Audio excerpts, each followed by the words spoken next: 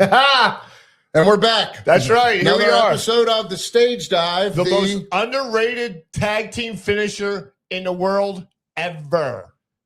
Ever. Okay. And the most underrated podcast. Yes. It's definitely mostly underrated. Yes. So I want to jump right into it. Let's jump. WrestleMania. Yes. We are a few days away now, a week away, a few days, whatever you want to say. And excited. Shit has gotten real. Real. I want to ask you a question. Before we get into the matches and stuff that happened and things like that. Yes. I want to ask you a question. Has Cody, and there's a reason I want to go into this. You don't have to answer it right away. Let's go through. Okay. You can either answer it right away and then let me know if you change your mind after we go through everything. Okay. Or you can wait and give me your answer afterwards. Okay. Has Cody... Too many options. I know. Has Cody turned into John Cena? And what do I mean by that? Wow. What do I mean by that? What I mean by that is there was a point. Cody is such the old school white face baby meat baby face, however that saying goes. White meat baby face. That's it. Yes. He's such that everything he does is right. No matter if you boo him or cheer him, he's acting the same way, doing the same stuff. John Cena did the same stuff. They started coming out with the John Cena sucks. We hate you, but he never, ever changed who he was, what he did. He always stuck with the loyal hustle, that whole thing. Loyal hustle, respect. Yes. Always stuck with that. Cody's doing the same thing. So is the crowd changing Cody into that? Do you want to answer now or do you want to answer later? Keep going. Well, if you're not going to answer now, then I can jump into that and then we can jump into the next. Yeah. So with that being said, Pat McAfee comes out on SmackDown, kicks Cody in the beanbag. Right. Because he was a punter. And yes. And actually, now that I think about it, it would have been funny if he put his hands up, like he was dropping the ball and then kicking it. But semantics. But anyway, so he turns out to be the mystery person on the phone that Orton's been talking to. What? I hope not. Well, they said it. I know, but I really want somebody different. So, okay, I'm glad you said that because that literally was the next thing I was going to ask. And everybody feels that way. So who would have been better Vince on the phone? Vince, yeah, but I don't see Vince. To see that strut come down, so I actually had two other people down the aisle would have been, or his dad. Who's dad? Cowboy Bob Orton. He's not. Cowboy Bob Orton's a legend, but he's not. To me, he's not over enough. I think the new generation now, if you say who's Cowboy Bob Orton, it's going to be that's Randy's dad, not the guy with the cast who wore a cast on his hand for 15 years. Right. I just think if Vince would have, it would have been mine. That place would have went crazy.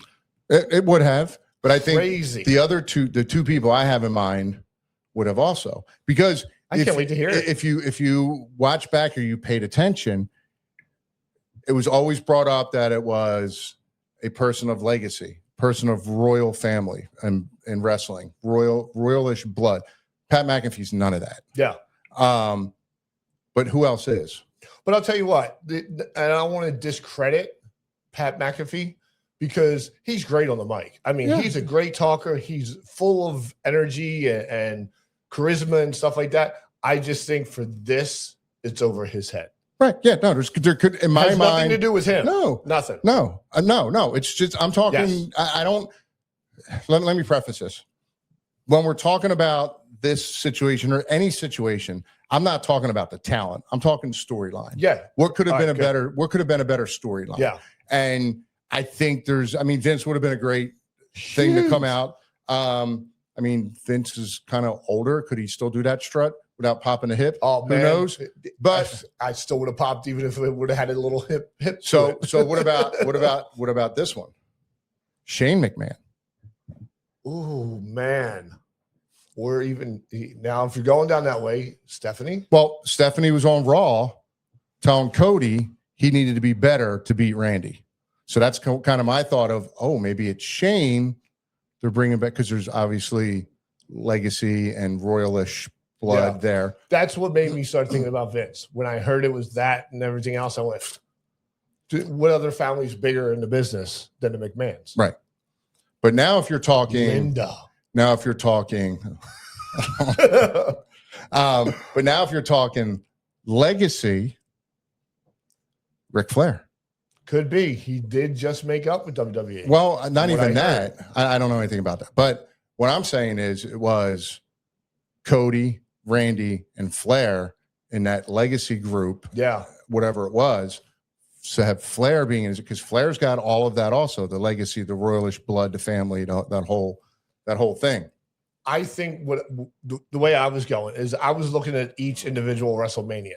Last year was Cody and The Rock and all that stuff going on. Or was that 2 years ago?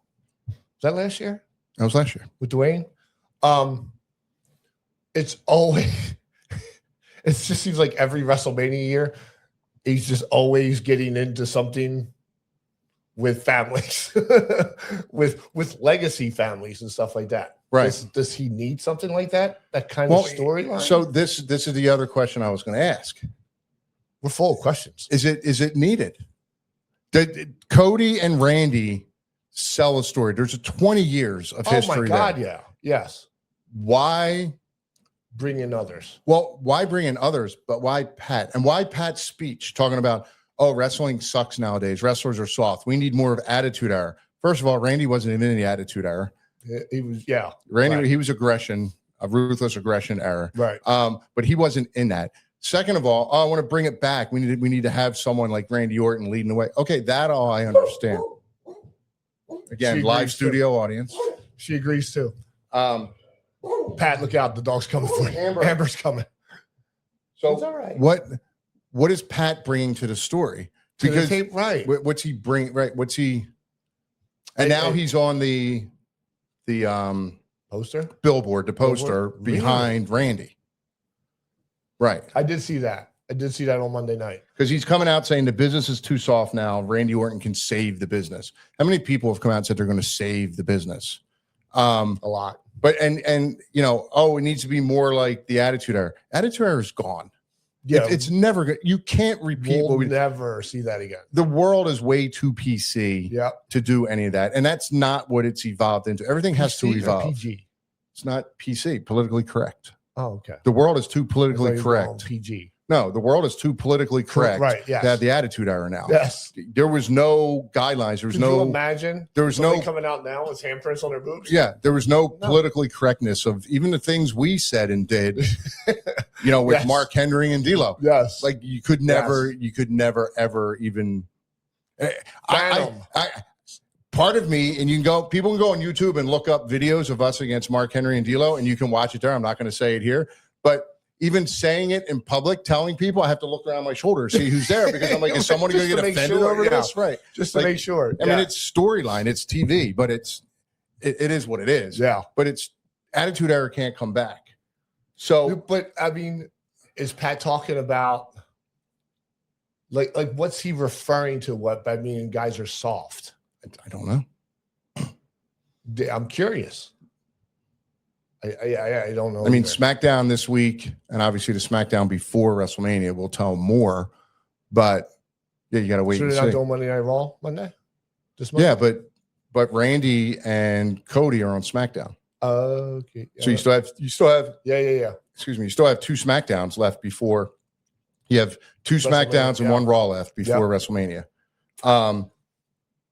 So with all of that, because again, it's nothing against Pat again, but storyline wise, I don't see how Pat fits in. And then if you go back now and watch the packages of what happened, there's a lot of stuff that Pat McAfee said that WWE isn't showing in those packages, which means it never happened now.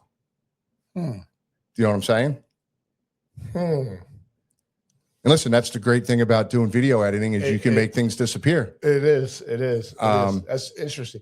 I mean, what does he? I just don't understand how. I don't understand into the whole scheme of everything. Yeah, and I don't understand. I guess is he going to turn on Randy at Mania?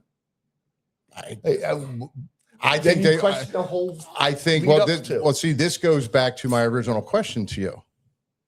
Is Cody now John Cena? Is that why they had to bring in a third person to turn Randy more? Because when Randy supposedly turned on Cody, he didn't really turn on Cody. He just was Randy Orton. That's what Randy Orton does. Being him. Yeah, he's being the Viper. He's being Randy Orton. That's all he was doing.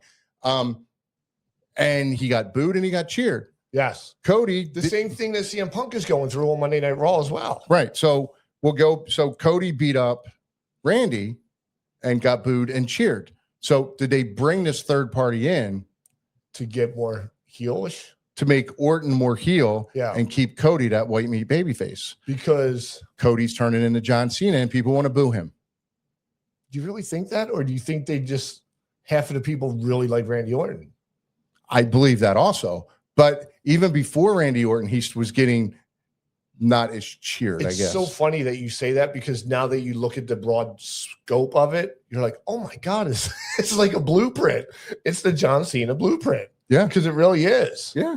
That never even crossed my mind. People, and I know it's only been, it's been a few years with Cody, but are people sick of him being pushed? Are they sick of him being in, what's it, the last 4 years he's been in the main event of WrestleMania? I don't know, because I love his work when he's in the ring. Listen, I love Cody. And he gets, the job done. He gets the message across. He gets the people up on their feet. Everything's right there. He's so kid friendly, family friendly, and everything else. And all fall out, hey John. But if you look at, you hit the nail on the head right there. The kids love John Cena. The kids love Cody. The tweeners, the late teenage 20-year-old, that 20, 25-year-old, they like the heels. They're not going to like the baby faces. Yes. They're not going to like the baby. So they're not going to like that. This is loyal, hustle, respect. Fucking 20, 25-year-old kid. I'm thinking of Tyler, who's going to be 22, that he's going to lean towards Orton more than Cody. He's going to lean towards anyone more than John Cena. Yeah. Just because that's the age group. Right. Very much so. Yeah, I never looked at it like that.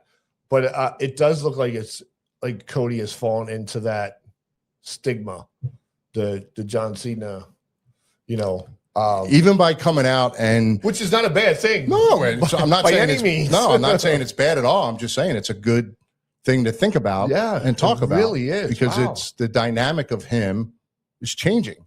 And even when he comes out and cuts a heelish, like he came out at the end of SmackDown and cut like a different type of promo. And even his whole attitude, like it was more true. It was more real. Yeah. It was more real. And that's what makes the promo so much better. Oh, 100%. I don't know if sometimes they go too far. What do you mean? With some of the promos.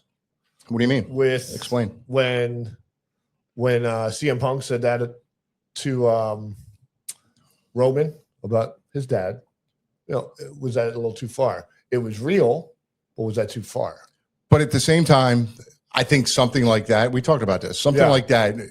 Yeah. Punk's not going to say that without letting Roman know it's coming, because if he said that without Roman knowing, and it really hit Roman hard, Roman would have beat the shit out of him right there. Yeah. But I saw, not switching gears or anything, but because it's kind of in the same realm with, CM Punk goes out in Chicago. Where were they this week? Chicago? No, Chicago was a few weeks ago. No, they were in Houston this week. He goes out, huge ovation, but then he starts cutting a promo in the ring and stuff like that. And you hear boos, you hear, head of the table, or, what is it, HTC or whatever. The OTC. OTC, original Tribal Chief. Yeah, when he came out and basically said, hey, you boo me when he's not here. When you boo me when I tell you he's not going to be here. Like, how's that my fault? He's a part-timer. And I'm glad you brought that up, because that's actually what I wanted to talk about next, was CM Punk. When and this stays in the McAfee thing. So CM Punk went out on Monday and basically, so do you know who's, not not CM Punk. Pat McAfee's agent is. Yes. Is it Ari? Yeah, the CEO of Endeavor TKO. And TKO. Oh, yeah. So he comes out about lowering ticket prices. Well, Punk comes out and talks about lowering ticket prices, which was a pipe bomb and a half. Yeah. So here's the thing: by Punk doing that, it buries McAfee, it buries WWE and TKO because the prices are so high. Because TKO has come out, TKO has come out and said Vince McMahon way underpriced all the tickets, all those years. But Vince priced the tickets so the common folk, like Punk said in Houston, all of those people could attend. Could go, the families could attend. And now if they lower ticket prices, the heat's no longer on. Like WWE and TKO cannot come out now and say, hey, we're lowering ticket prices because we're not selling tickets. We need to sell more tickets. So here we're going to lower them. Right. Which brings up two things. It makes you say, okay, we made a mistake. But the other side of it is, what happens to all those people that's already paid? Top dollar. There's a guy, I heard this the other day. I was listening to Busted Open with Dave and Bully. And there's a guy that Dave ran into who bought 2 tickets for him and his son, both days, Saturday and Sunday. Ooh, you're talking money. Front row. No. So if they lower tickets, what happens to this guy? Like the people that already bought tickets. I mean, I know if I bought a ticket and all of a sudden now they're cutting them in half, I'd be like, what the fuck? Where's my half back? Yeah, I want my half back. Yeah. But anyway, I digress and go off on a tangent with it. But literally, that makes CM Punk a hero. It takes the heat off WWE, takes the heat off TKO, and it makes Punk look like a hero by saying, hey, ticket prices. So speaking of tickets, I looked this up. Same time last year, however many days are out, 10 days, 8 days a week. Mm-hmm. For WrestleMania 41, there was 58,000 sold for Saturday. Okay. And there was 51,000 sold for Sunday show. Okay. This year for WrestleMania 42, they're at 39,000 for Saturday and 41,000 for Sunday. So it's a 19,000 difference. That's crazy. I didn't know it was that bad. It's I don't know. Well, hold on. We say bad. I'm looking at it where it's 20,000 tickets. To me, between both days, I don't know. To me, it doesn't sound that much. Really? Yeah. I don't know why. It doesn't sound like that much to me. It's a difference of 19,000 with a week left. Because you know what's going to happen. Yeah. Well, here's the thing. Like the I'm going to call them scalpers anymore. The third party ticket people. Yeah. You know, I know when I go to a Phillies game, I wait till the last second to buy the ticket because whatever tickets are the tickets that are left, you get. So ticket sales are going to drop. Yeah.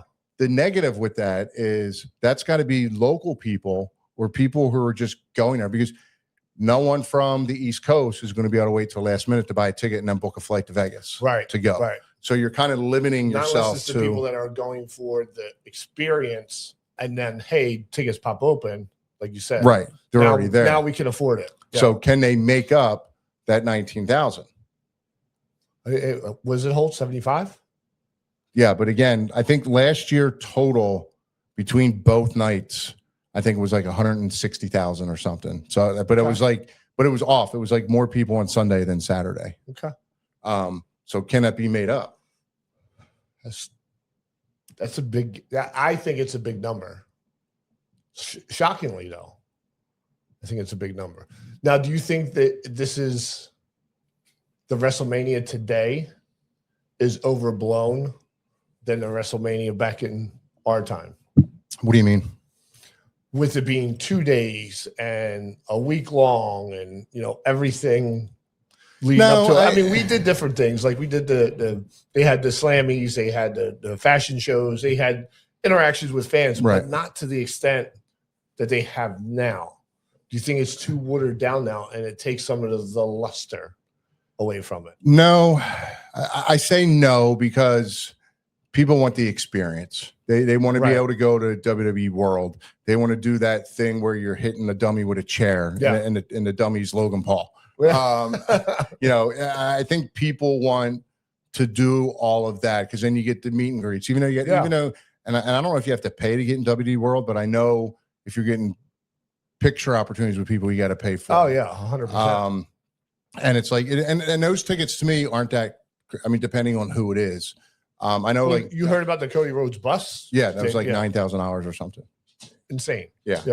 Even Cody came out and said that. It is, but you know what? If people pay it, then it's not so insane. It's not insane. Right. It's like a piece of artwork. Yes. Like I got this painting right here on the wall of a castle that's above thing with a rhino underneath the water. I mean, I'd probably pay $10 for that, but I'm just saying, like, a piece of art is worth whatever it is in the value of the beholder. Right. Yes. So if some like parents got a kid, yes, exactly.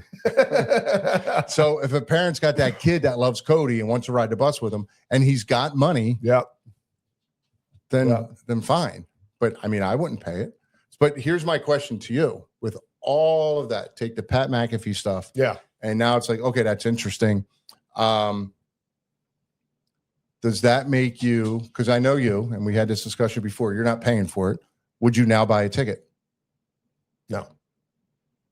That's the biggest thing. No, I still won't buy a ticket. That's the biggest thing.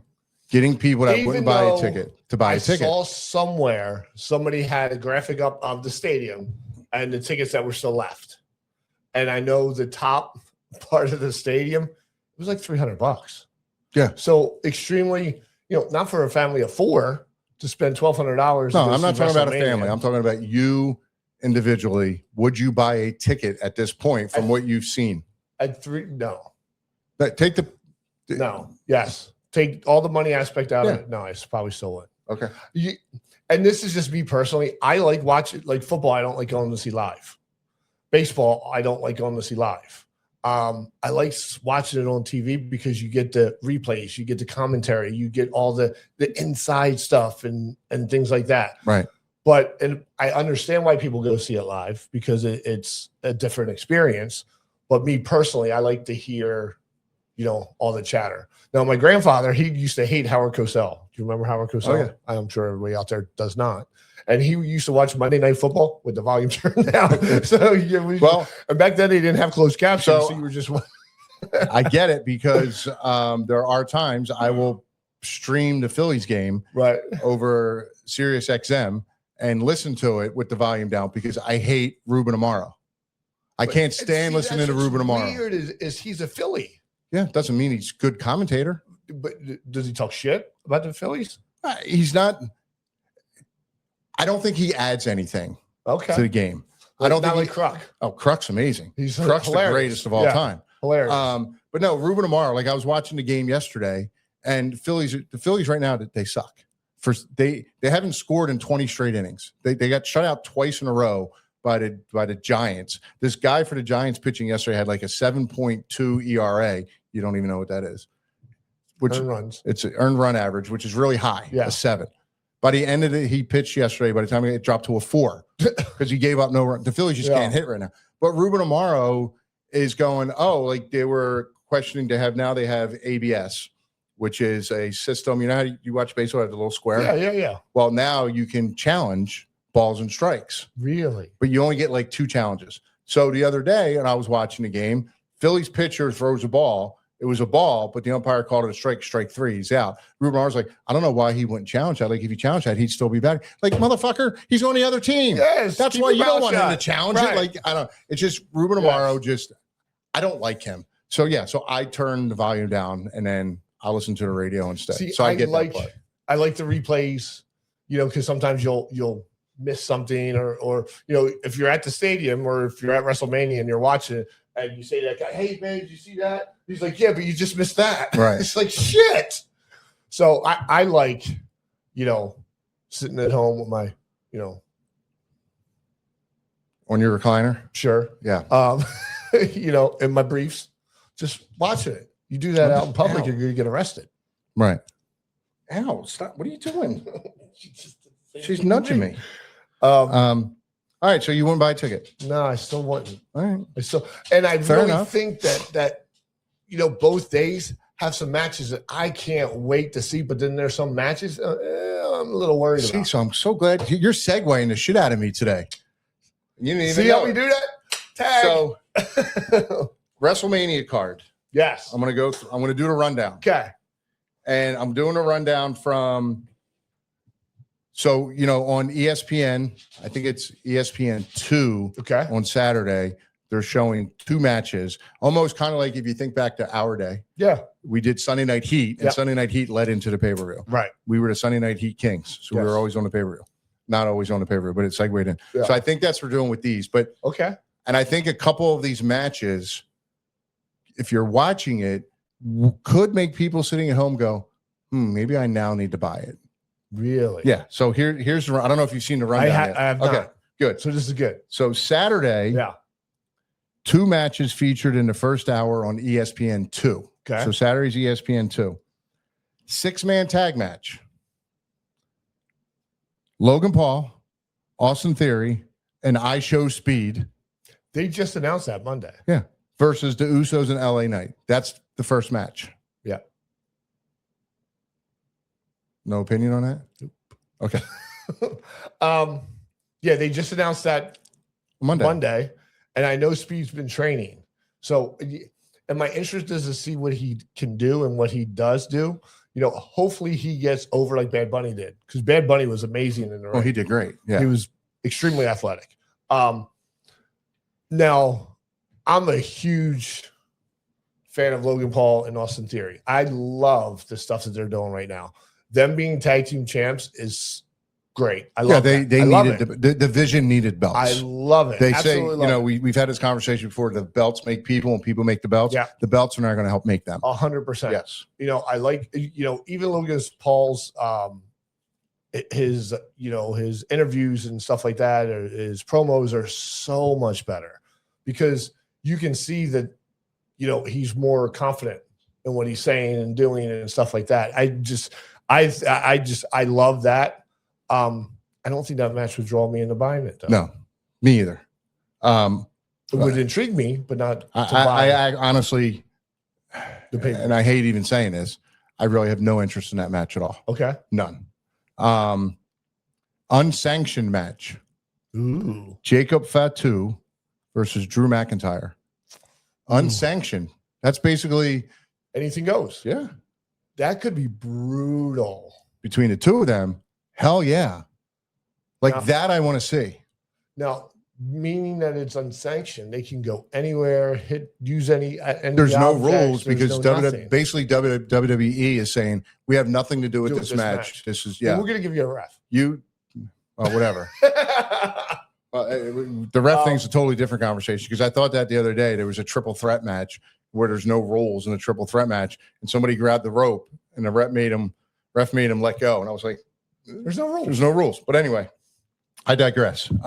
Jacob and Drew. Jacob and Drew will be the last match leading into the live portion. Right.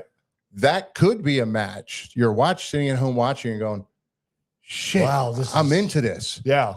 I mean, obviously it depends on how good the match is, depends on the finish, how it goes. Could that make you that could sway me more. Wanting to buy the paper. That could sway me more. Sway you to pay $30 to ESPN monthly. I mean, you could always cancel it later. Yeah. Just saying that. Yeah. So there's that one. All right. Now we get into the actual PLE version, I guess. So you have the Saturday. WWE Women's Tag Team Championship Fatal 4-Way match. Nia Jax and Lash Legend, who are the champions, versus Charlotte and Alexa versus Bayley and Lyra and the Bella Twins. Not interested.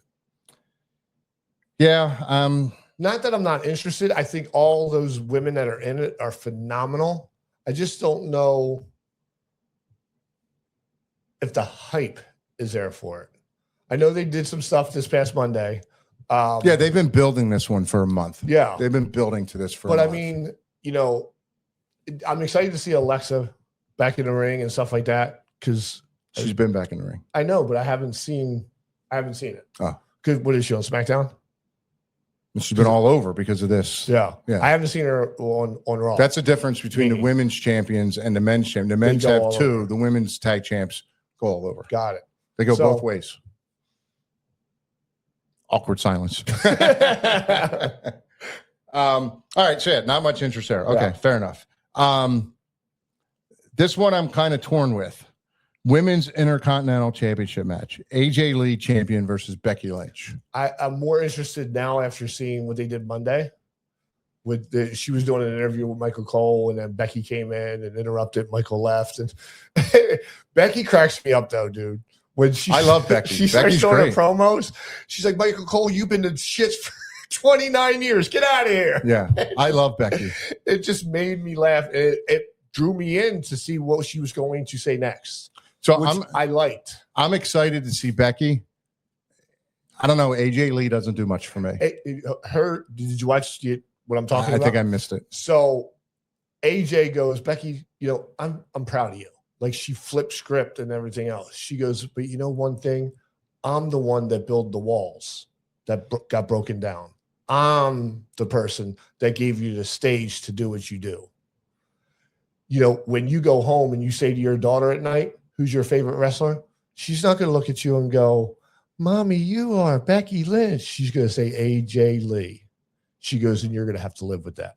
She gets up, walks away, grabs the belt, and leaves. I was like, wow. Yeah, that's a mic dropper. It was so good. And here's the other part of that. That's kind of true. Yes. It's very true, because if you think about it, go back to the Bret Hart documentary where Bret tells his kids to go find a headbangers and play. Yes. We have people that still tell us about that. Yeah. Today. So that's my point. Like, your kids are not, you're not your kid's favorite wrestler, because you're just so funny, mom or dad. Because AJ even goes, your favorite wrestler is me. And just thinking of the I can't figure the word to say. Just to think of that, the context of it, how it elevates. Becky Lynch's favorite wrestler is who? Let's just say it's Charlotte Flair. Charlotte Flair's favorite wrestler would be AJ Lee. That's what AJ was saying. That is so powerful. It drew me in. So I'm very interested to see how that match turns out. I do think AJ's going to drop the belt and Becky's going to win. Okay. Well, I think AJ's got like that more of that part-time contract also. I don't think she's like there every week. Oh, really? I don't know. I'm speculating. I have no idea. Then it comes up with a new one that just got thrown in: Seth Rollins versus Gunther. Confused about that, but very excited for it. I think it'll be a good, solid match. Me too. I do too. But why are you confused? How does that end? What do you mean? If Seth goes over, Gunther's legend killer, retirement thing and everything else goes where? Where does that go? See, I think you're looking at it the wrong way. I mean, Gunther can't have every angle and every storyline being about making someone retire, because there'd be no one for him to work. Right. I mean, Randy Orton for a while was the legend killer. So, I mean, it's totally different. But at the same time, at the end of Raw the other night, if you saw when he came in the back, he had that conversation with Paul Heyman. Yeah. And so, I mean, it could lead into something there. And aligning with Paul and the vision. I just don't know, because isn't this his first thing back after John or after AJ? AJ, and then he did who was AJ's partner? The guy with the mask. Oh, yeah. He did the thing with him. But he didn't retire. No.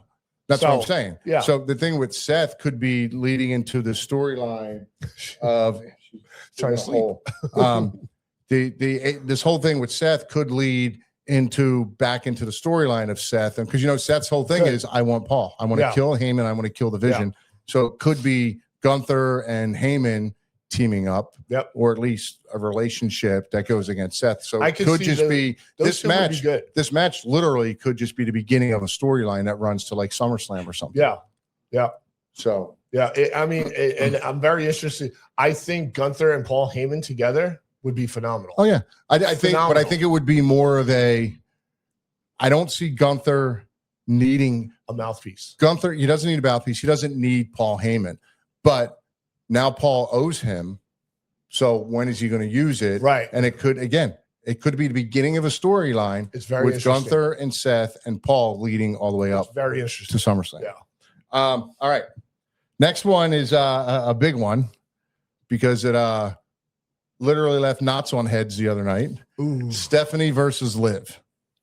Ooh. Poor Liv and Roxanne's foreheads. Holy cow. So when I watched Raw back again and stuff like that, and I really like listened intently, you could hear their skulls hitting. Oh, you could hear it, and then you can see the aftermath and of it. my God, and the photos were just That's what I'm saying, insane. the aftermath, yeah. And you could tell something was wrong because Liv had her hand up over like this, but I'll tell you what, she didn't break or nothing. Hats off to her. She rolled with the lump and just kept going. I mean, it makes for great TV. Yeah, I'll tell you. Yeah, it does. Oh yeah, I'm excited for that match. Yeah, I think it's going to be that's going to be good. Really good. And then they jump right into it with Cody and Randy as the main event on Saturday night. And it says right here, Cody Rhodes champion versus Randy Orton with Pat McAfee. So again, I don't know what Pat brings to the table. In this. I don't think Pat was needed. I think, again, if it was someone else, maybe, but I don't think a third person was needed in this storyline at all. I don't think so either. At all. I don't think so either. No. That's why I think if the phone calls would have been Vince or somebody like that, Shane, I never even thought of Shane. It's more legendary. It's more, Pat, he's a great announcer. He was great with Michael Cole. It's nothing against Pat. It's and you throw anyone in there. Yeah. Is it a third person, in my opinion, in my mind, is just not needed So unless the whole purpose of you doing that was for CM Punk to go out and dog him and TKO about ticket prices to give a reason to bring prices down. Do you really think if it was Vince or Shane, you still feel the same way? I think so. Really? Yeah. I don't think a third. I think their storyline, their history has enough. And the way they were beating the shit out of each other the last couple of weeks, I think that's enough. The poor table. Yeah, that poor announce table. And how it gets built back in 10 seconds. It's amazing. It's like a Lego. Yeah. Yeah. So, I mean, I think it's a solid.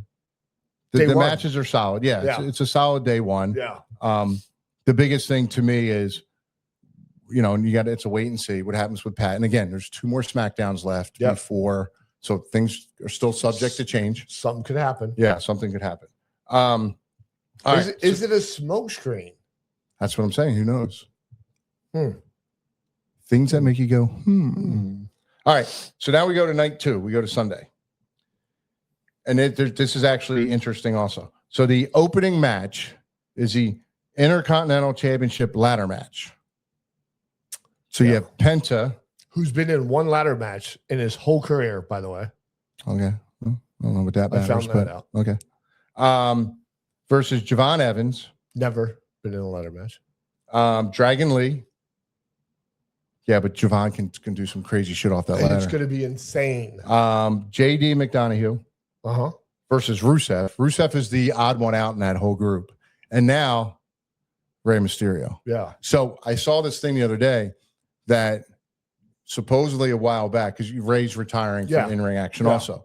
So supposedly the storyline was supposed to be Rey versus Gunther, and then Gunther retires him. Really? Yeah. And I think this is really cool. I actually saw this and I love this idea. Rey said no, he didn't want to do that. What Rey wants to do is have Dom retire him in Mexico. Wow. That's heavy. How awesome is that? That gave me goosebumps. How awesome is that? That I'd buy a ticket for. Yeah, that's heavy. That I would want to see. Because that's going to be, especially now with the thing with AAA and WWE. Yeah, but does it happen under AAA or WWE? But either way, how great was that going to be? That would be cool. Yeah. That would be, all right. So that's the opening match. That's an awesome father-son moment. Yeah. Yeah. Yeah. Yeah. Especially the history they've had. Not that I have any sons. Especially with the history they have of all the years. Yeah. All right. So now this next one, I like that one, is going to be on, again, these 2 matches are going to be on ESPN the first hour. The ladder matches? Yeah. Really? That's the first one. See, now that ladder match might persuade me to buy night 2. Now this next one is, I think, maybe one of the most matches I'm excited to see. Oba versus Brock. I'm scared of this match. Why? It's Oba's first WrestleMania. We know how we felt. He's going to be in front of twice as many people in that stadium than we were. Go ahead. And I just have a feeling that if something goes wrong, Brock's going to let him know. Because that's Brock. I mean, that's how he is. I mean, I don't fault him for it or anything else. I don't know. Brock. That's why I'm scared of it. Brock is a professional. Yes, 100%. I think Brock will carry him the way he needs to be carried when he needs to be carried. So. I think with Paul Heyman at ringside. Yes. I forgot about Paul. And what you don't know about Oba is Oba's been in front of big crowds with NXT. Okay. Oba was in the Royal Rumble. That's right. So he's been in front of the big houses. Yeah. Oba is. And that's going to be free? That's on ESPN. Wow. But let me say, so Oba's been in front of the big crowds. Yeah. He's been there. Oba's got that it factor. I love his walk. He's got all of it. He's got. I can't even do it. The it factor. He's going to make a lot of money. Yeah. Which is why Brock is going to do this business for him. Do business. Yeah. You know, they're. I saw a thing the other day with their contract signing. It said, "Oh, both men got in the ring and went right at it." I'm like, "Oba never got in the ring." But fucking as soon as he stepped through, Brock jumped. Brock wouldn't even let him in the ring. Yeah. Yep. And then I love how they both went through the table together. Like, I love that whole setup. Like, we're just going to fight. This is going to be a brawl. But that's the match that now leads into. So you got your ladder match. Then you have the Oba Brock. I'm buying brawl it. Right there. I'm buying it. That's going to make you buy it to go in. 100%. Yeah, I agree. Way more than night one. Yeah. Yeah. 100%. Just the ladder match alone with the people that are in it and the crazy things. We thought Jeff Hardy was insane and crazy off of ladders. I think this is going to go to another level. Yeah. 100%. Yeah. So you go from that, Oba and Brock, and then you go into now we're in the PLE United States Championship, Sami Zayn versus Trick Williams. My big hope here is because Trick's awesome, and Trick was actually getting cheered. I realized bringing outside, like he had Little Yachty, I guess that guy's a rapper, with him out on SmackDown or something last week. And Sammy was kind of getting booed. So, but my thing with this is I hope this is kind of propelling Trick. Trick gets the belt and then kind of like lets him like take off. Because he's another one who's going to be I like amazing. His persona, like with the coats and stuff. I like that because it's so over the top. Yeah. You know, I like, because we're old school. So we like stuff like that. Yeah. Yeah. All right. So we got that. And then we got this one's going to be really good too. Dominic Mysterio versus the Demon, Finn Balor. Not Finn Balor. The Demon's back. Yeah. Dominic has brought the Demon back. I love the Demon. Yeah. I love that. Yeah. Because Monday, Finn had a match with the other guy from JD, yeah. And Dominic was having nothing to it. He went in there, interfered. It was fucking heavy. It was good. Yeah. So yeah, I'm excited to see that one too, especially with the Demon. And then this one here, yeah. I don't even want to say this out loud, but this is kind of how I feel about it. It's the women's WWE Women's Championship match with Jade Cargill versus Rhea Ripley. I think this is the match. And it's semi-main event. And then the Saturday card had Stephanie and Liv as a semi-main event, but I didn't look at their match the same way. This match here, remember we used to joke around. We're like, oh, we'd be semi-main event. We're like, oh, we're supposed to be the match that brings the crowd back down so that the main event gets a bigger pop. I just hope this match doesn't go long because I don't think Jade can go long. And I think it's going to be a lot on Rhea to carry this. It's another match that I'm worried about because of, Rhea is so seasoned and so good.